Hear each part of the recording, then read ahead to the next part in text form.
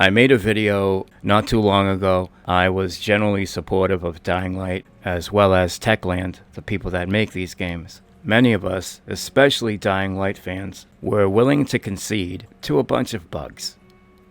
Audio not working, or some pop-in, some glitchy shit, falling through the map every now and then. Nothing that's really going to alter the gameplay that much. Most of it is visual, or you glitch out when you get too close to a wall or something. Sometimes the physics gets a little bit crazy. Enemies go flying farther than they should. Stuff like that. Many of us were willing to pay $60 or whatever it costs there for a new game. We were willing to pay a premium for what I consider to be a game that's very rough around the edges, because we knew that the core experience is something would overshadow most of it, because it's something we knew we were going to enjoy. And for the most part, this holds true. But unfortunately, there's a fucking but, because there always is. We can't accept game-breaking shit. That goes well beyond what we should concede or come to terms with. Okay, that's something we should always be on the same page about. That's something that's never good. Okay, that's something that's always bad. It knows no boundaries. Doesn't matter what console platform, what studio, what type of game, none of that should matter. We should all be on the same page with this. We are talking AAA games, not early access, not some indie thing. These games are supposed to be the top of the line experience, top shelf everything, top level polish, top level voice acting, top level game design.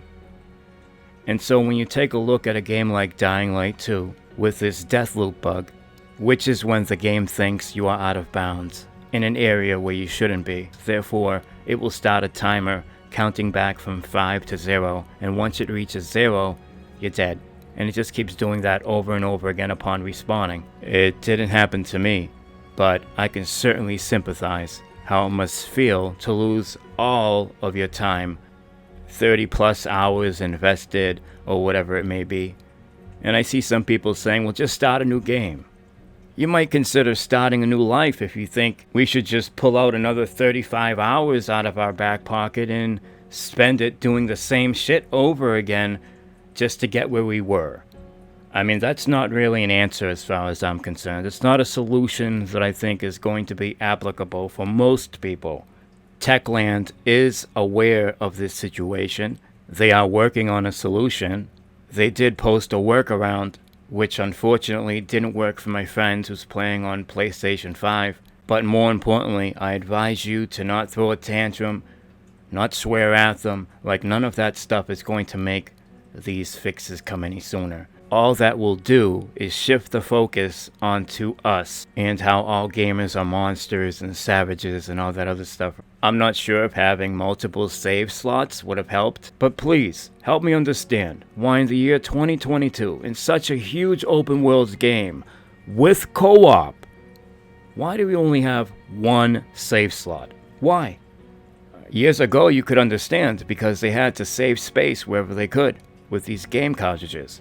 I'm guessing one of the reasons to have one save slot is to safeguard against exploits and stuff like that, but the absolute best weapon against exploits, bugs, glitches, rigorous game testing. Usually when you do a lot of testing by actual gamers, not your lazy sister-in-law who can't hold a job down for more than a month, not some guy in the art department who never played a video game before. No. You want to use actual gamers, and I'm not sure if they had a beta or alpha, public or closed, but any game with a co-op certainly should have one. In fact, there should be multiple phases. You test it once to shake out the bugs, and then you test it again to try to apply the fixes of the bugs that were reported in the initial beta. This is not early access. This is a AAA full release.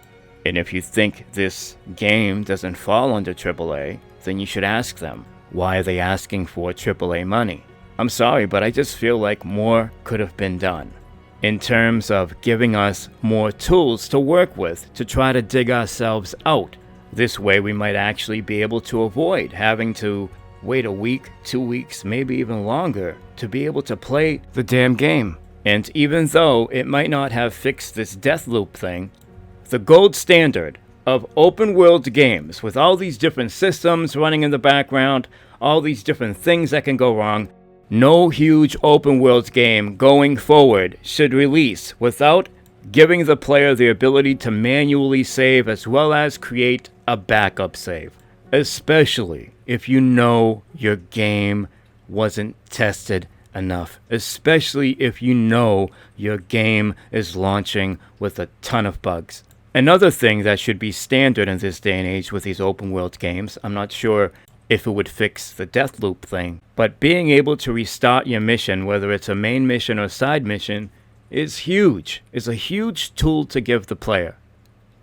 Ubisoft is usually good with giving the player both options. I'm not sure if their newest game has it, but I know some of their older games allowed you to restart missions regardless if they were main mission or side mission, as well as giving you the opportunity to save whenever the fuck you wanted.